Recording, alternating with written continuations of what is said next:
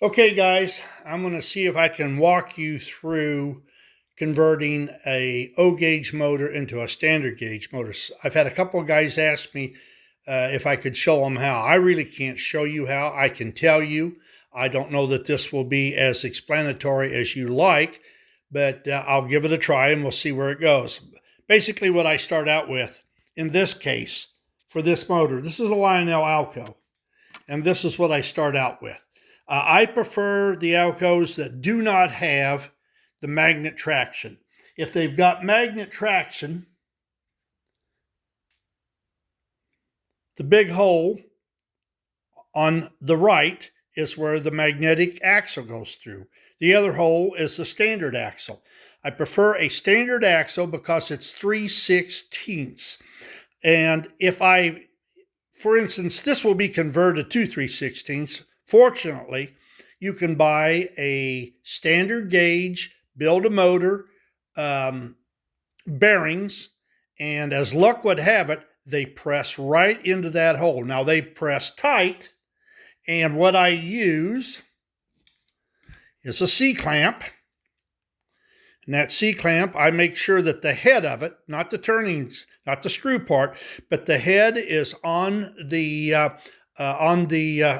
bushing, and I put that C-clamp across it like this, and I slowly push it in. Then I ream it to 3/16.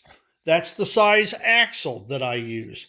So when you get done with that, you can do one of two things. Well, wait a minute, I jump ahead. I take these wheels and I turn them down.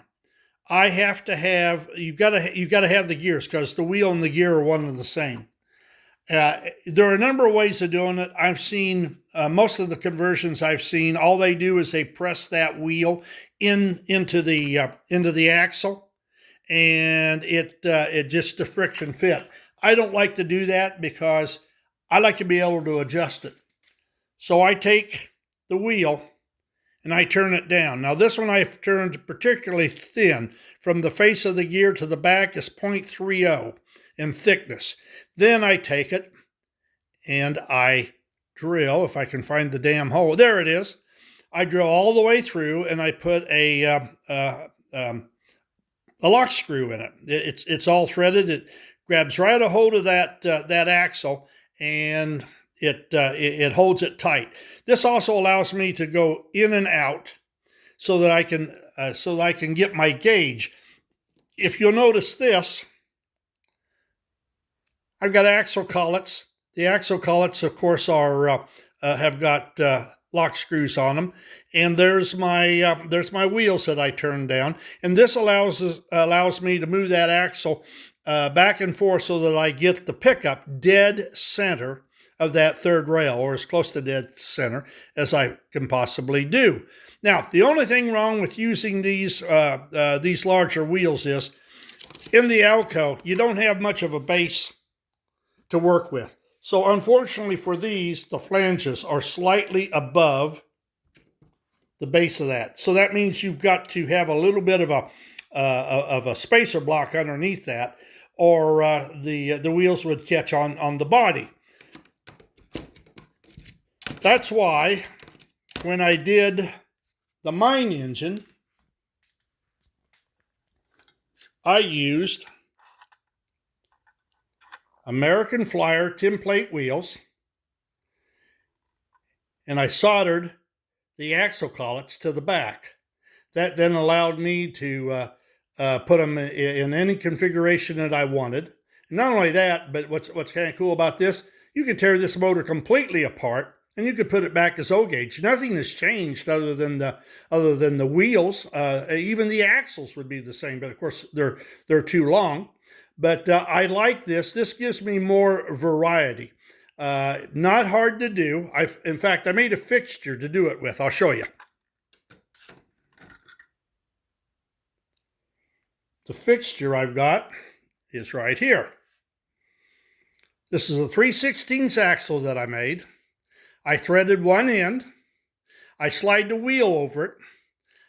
I slide the axle collet up to the back side of it and tighten it down. Then I take that nut and I tighten that nut ever so slightly. Don't want to tighten it too tight or it will distort the wheel. Then I turn the wheel upside down, I heat it with a torch, and I solder it. And you got to be careful when you're soldering it, because I have soldered the whole thing to the axle. Then you got to break it loose again. But 99% of the time, once you release the axle, call it the set screw, and that front nut, it pops right off. So it's not that difficult to change these from O gauge to standard gauge. Now, of course, I'm using a lathe. So I've got access to a lathe, and to get this thing down like I did, I also used an end mill. But like I said, other guys, they leave the flange on the wheel and they just press it all the way in. But like I say, I like to do things just a little bit different. Now, the problem that you have with these things, if you're building them to where it's going to be multi-truck, they got to be able to pivot like so. Well, what's really cool with the Alco is it comes with a frame that's got slots in it, okay? This frame sits down over the motor just like this. It allows it to turn back and forth. I would take this. I've made this plate. All I did was take the original frame, and I cut it off to the length I wanted. I will take this plate and I will set it on the floor of a car, or in this case, I'm making my own frame to sit in the floor of the car. That will be bolted down, and then that motor will hang in there, and it will be able to swing back and forth. It's a simple system, and believe it or not, the only thing that keeps it in place on that frame are these keeper springs and keepers. Spring loaded.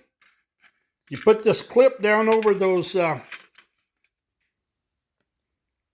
Put that clip down over these pegs, and believe you me, you don't get they're damn hard to get off. I haven't learned a quick way of doing it.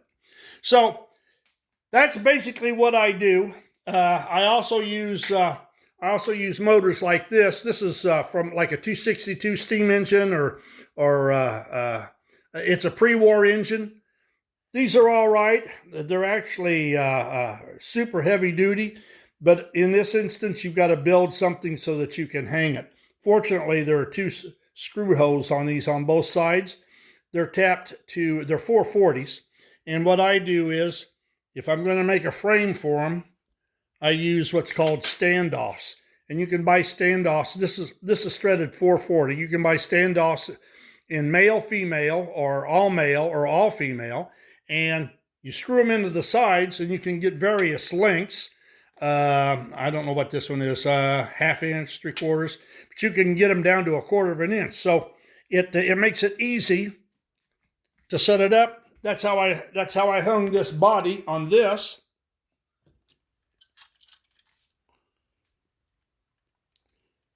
There, you can see the standoffs. That's what holds it to the frame. There's 4 of them. And this is a little bit different deal. This is steam engine wheels, and you have to turn them down, or you can press them on like a lot of guys do. But they've got to be, they got to have that lug on the back to peen down, to hold that gear in place, so that so you can, the gear mash and everything is just right. If your wheels are good, you can use it. Otherwise, you've got to buy a new wheel. I've even tried to make my own by soldering. I used key stock, chucked it up in the drill. Now, sometimes it works, sometimes it doesn't. Everything's got to be dead center. This is not exactly rocket science as far as soldering it together.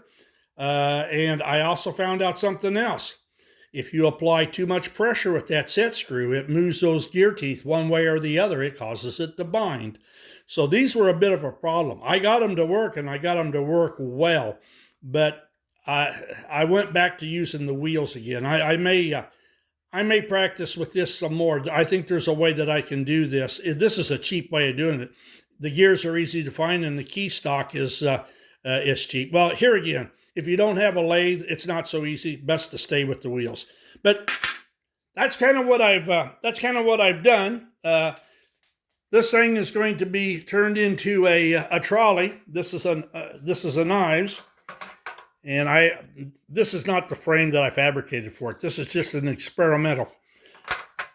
But this bottom floor is all separate of the body, so I can take this floor out, and I can make a frame that will fit right in here, and then I can decide if I want to solder it like this is done, or whether or not I want to bolt it to the sides.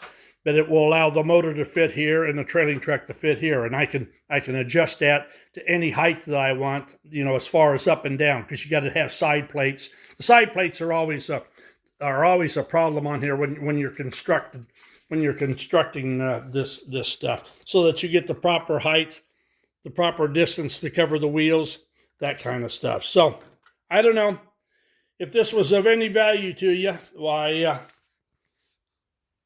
I hope you'll put it to good use.